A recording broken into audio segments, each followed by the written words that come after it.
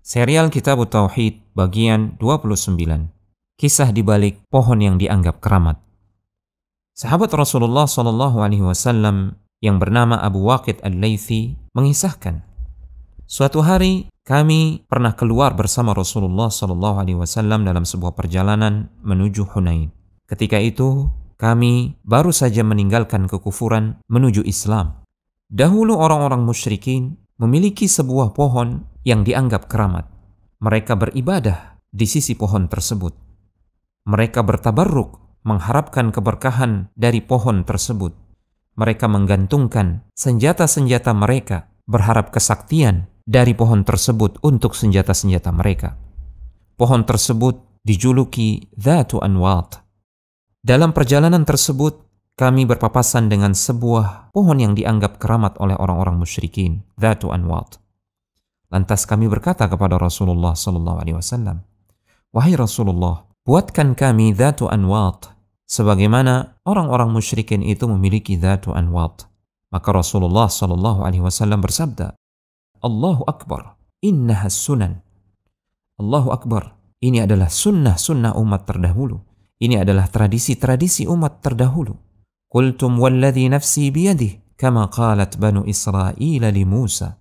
Sungguh, kalian telah mengatakan sebuah ucapan yang pernah diucapkan oleh Bani Israel kepada Musa alaihissalam. Dan itu dikabarkan oleh Allah subhanahu wa ta'ala dalam Al-Quran. Ij'al lana ilahan kama lahum aliha.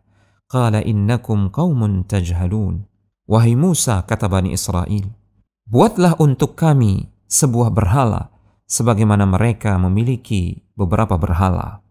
Musa berkata, sungguh kalian adalah orang-orang yang bodoh. Al-A'raf 138.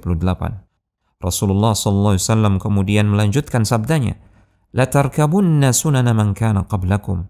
Sungguh kalian akan mengikuti tradisi-tradisi orang-orang sebelum kalian.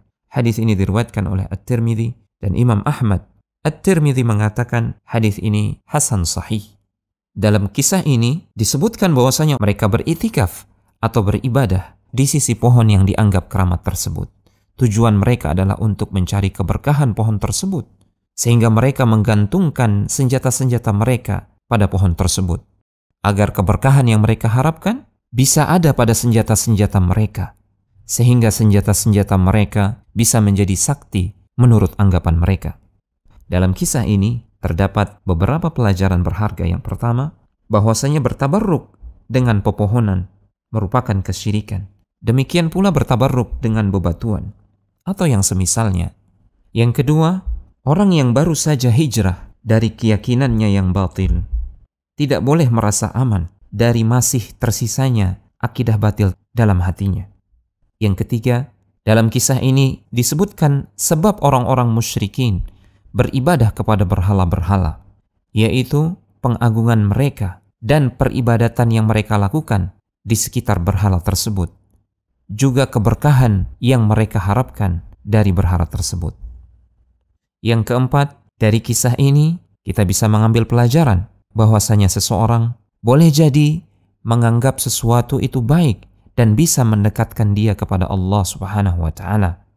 Namun pada hakikatnya itu justru menjauhkan dia dari Allah Subhanahu wa ta'ala.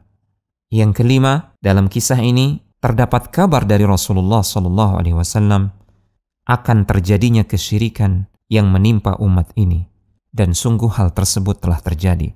Yang keenam, dalam kisah ini terdapat bukti nubuwah Rasulullah SAW, di mana telah terjadi kesyirikan di tengah umat ini persis sebagaimana yang beliau kabarkan. Yang ketujuh, dalam kisah ini terdapat larangan untuk bertasyabbuh atau menyerupakan diri atau mengikuti orang-orang jahiliyah, orang-orang Yahudi dan Nasrani, kecuali perkara yang ditunjukkan oleh dalil bahwasanya itu juga bagian dari agama kita. Semoga Allah Subhanahu wa ta'ala melindungi kita dari amalan-amalan tabarruk yang bertentangan dengan syariat. Telegram channel Kristal Iman.